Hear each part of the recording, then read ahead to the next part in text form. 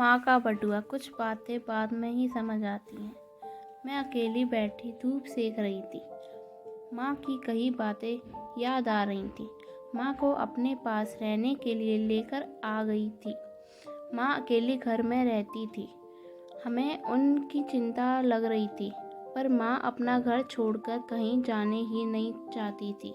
एक बार जब वह ज़्यादा बीमार पड़ गई तो मैं इलाज का बहाना बनाकर उन्हें अपने घर ले आई, पर पूरे रास्ते माँ हमसे बोलती आई, मैं क्यों ले जा रही हूँ?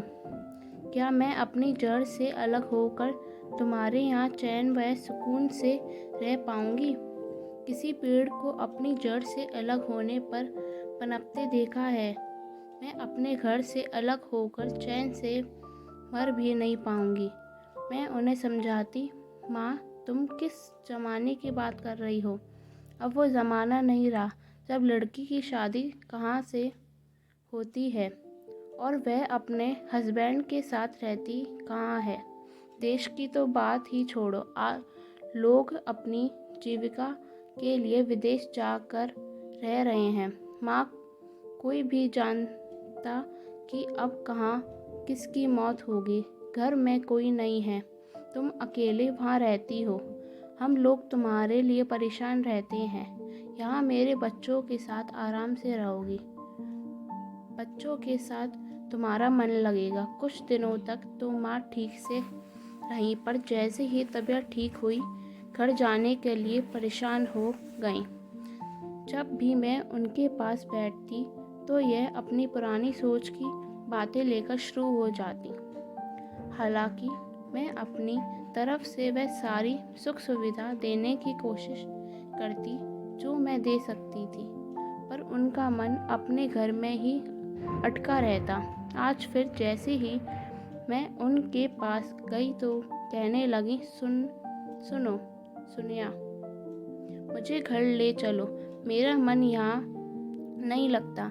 मेरा मन वहीं के लिए बेचैन रहता है। मेरी सारी यादें उसी घर से जुड़ी हैं और मेरा संदूक भी वही है जिसमें मेरी काफ़ी सारी चीज़ें रखी हैं। उन सब से मेरी यादें जुड़ी हैं। मेरी माँ का, मेरी नानी के बारे में मोतिया वाला बटुआ उसमें ही है। उसमें तुम्हें लोगों की छोटी छोटी बालियाँ और पायल जो तुम्हारी नानी ने दी थी रखी हैं। तुम्हारे बापू की दी हुई साड़ी जो उन्होंने पहली तनख्वाह मिलने पर सबसे छिपा कर रख दी थी, उसी संदूक में रखी हैं। उसे कभी कभी भी पहनती हूँ। सोचा था कि मरने से पहले तुझे दूंगी। अब समझ में आता है कि कितनी गलत थी मैं। मेरी शादी गांव में हुई। पति के ट्रांसफ़र जॉब के चलते इधर उधर बहुत जगह इनके साथ ही रही। अब जब से पटना में बनाया और रहने लगी तो अब कहीं रहने का मन नहीं होता। अब मुझे इतना मोह व लगाव है। तो माँ बेचारी तो शादी कर जिस घर में आई उस घर के एक कमरे की ही होकर रह गई। वह तो कभी बाबूजी के साथ ही रहने नहीं गई थी। इधर आकर सिर्फ घूमने के लिए ही घर में से बाहर गई थी। पहले लोग बेटी के यहाँ भी जाते थे, वह कभी मेरे यहाँ भी आई थी। घर से बाहर पहली बार रह रही थी। ऐसे में उनका मन कैसे लगता।